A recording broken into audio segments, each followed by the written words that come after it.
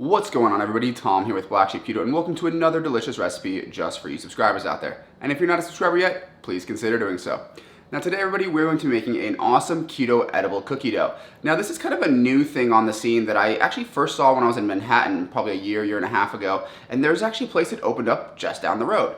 But if you're not familiar what it is, it's basically like going into like a Cold Stone or any other ice cream joint and they give you a giant scoop of edible cookie dough. And I think that's actually kind of awesome. So I decided, you know what, I haven't seen any recipe for a keto edible cookie dough, and while you can eat any cookie dough, proper edible cookie dough is just a little bit different. So that is exactly what we're gonna be making today. And as an added bonus, I wanted to do this without any almond flour. So we are using coconut flour for those of you who are allergic to almond flour. So that sounds good to you guys. Hang on tight and let's get right into the recipe.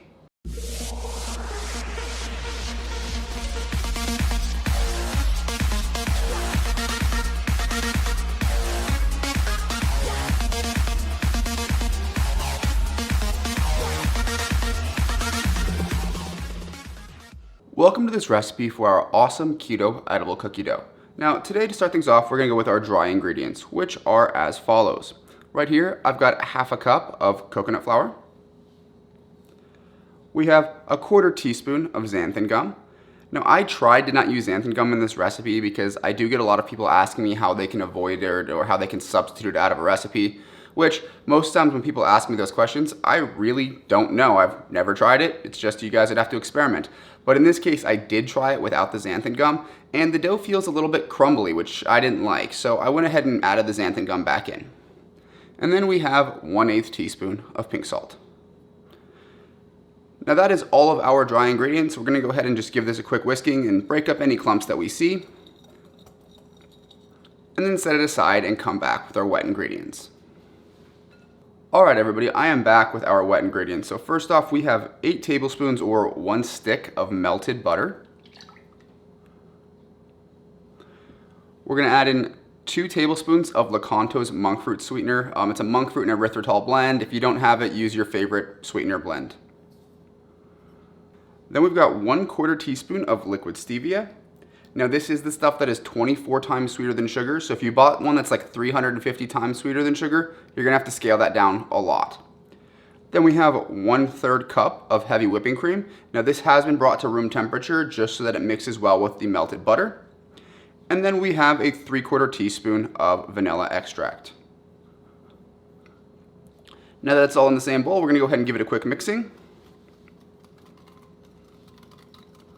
Perfect, that looks great to me. Now I'm gonna go get the dry ingredients and I'll catch up with you as soon as we have the wet and dry and are ready to combine them. So this next part is super simple. We're going to pour the wet ingredients right into the dry ingredients and then go ahead and mix it. Bear in mind, guys, coconut flour absorbs a lot of liquid, which is why I'm using so much, butter and cream, things in this recipe, to try to make it so that the coconut flour is not dry. In any case, we're just gonna go ahead and keep mixing until it is well combined. Now as you can see, our cookie dough has come together quite nicely, but now it is time to add the final ingredient, and that is 1/4 cup of Lily's semi-sweet chocolate chips. Now you guys, if you wanted to, could add, some chopped walnuts or something like that. I'm leaving them out of the base recipe because I wanted to make this a recipe that someone who is allergic to things like almond flour can eat. But if you guys want to add any of those other types of chopped nuts to it, I highly recommend it. And we're gonna go ahead and just fold this in. And then I'm going to cover this cookie dough with a plastic wrap and put it in the refrigerator for about 30 minutes to an hour. Now, as I mentioned earlier, coconut flour absorbs a lot of water, but as it absorbs the water, it also softens up a lot, so it doesn't feel as kind of gritty and grainy. So we're gonna cover this in saran wrap, put it in the refrigerator for 30 minutes to an hour, and that should give the coconut flour time to absorb all of the liquid and become a nice, smooth consistency. So with that, guys, I'm gonna go ahead and put the finished product on the screen now, and then I will catch up with you for the taste test. Now that you all have seen the recipe and the finished product, it is time for the taste test. So I have a nice little bowl of my edible cookie dough here. Now this was in the fridge for about 45 minutes so that the coconut flour could absorb all of that moisture. Then I went ahead and scooped it and left it out for 4 or 5 minutes just so that it comes down in temperature a little bit. But now, let's give it a bite.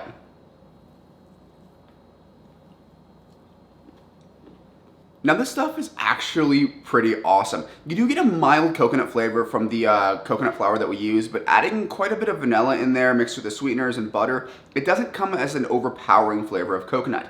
The texture is very, very smooth, and the kind of crunch of the chocolate chips breaks it up very nicely. I really do recommend this recipe, and feel free to modify it however you want. If you're not allergic to nuts, go ahead and throw in some chopped walnuts or pecans, give yourself a little bit more texture and flavor profiles.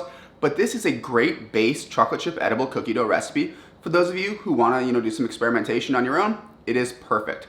With that, guys, I am going to go ahead and close the video. As always, the written recipe and macros are going to be down in the description box. If you have any questions for me, leave them down in the comment section. And if you have not subscribed yet, do me a huge favor, guys. Hit that subscribe button, show some love, and I will see you in the next one.